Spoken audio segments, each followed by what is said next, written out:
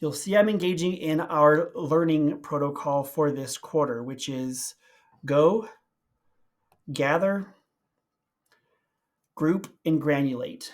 And so this walks you through step by step all of these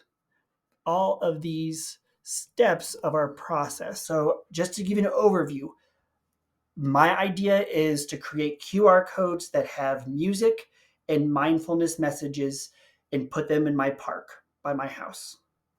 And so this walks you through my process. I had to write down everything that I need. I'm going to post this in the module so you can see it as well if you want to use it to help you guide you.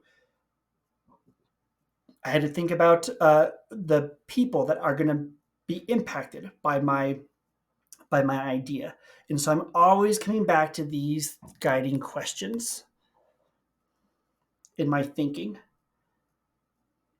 And this got me to very much process the idea of how am I going to group my information.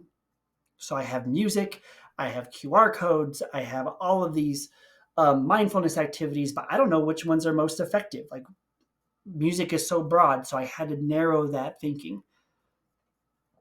You might have to do the same thing as well. You might have to narrow your assignment. And so from there, it led me to this question. And these last two questions will start our process in virtual class this coming week, and also my meeting with you individually. And that is how this investigation take the project to the next step. I need to investigate what is the best way to practice mindfulness. You will need to come up with this question on your own. For example, I know some of you are doing food waste.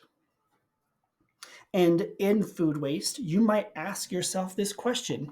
And I would give yourself these three guides: personal, local,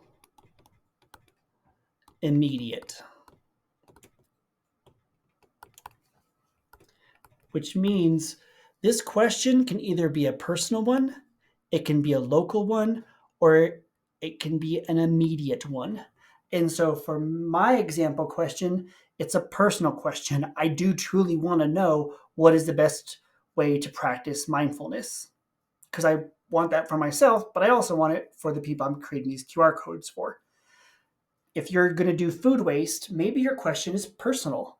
How much food does my family waste in our house? Local would be, for me, what is the best way to practice mindfulness in all seasons of the park?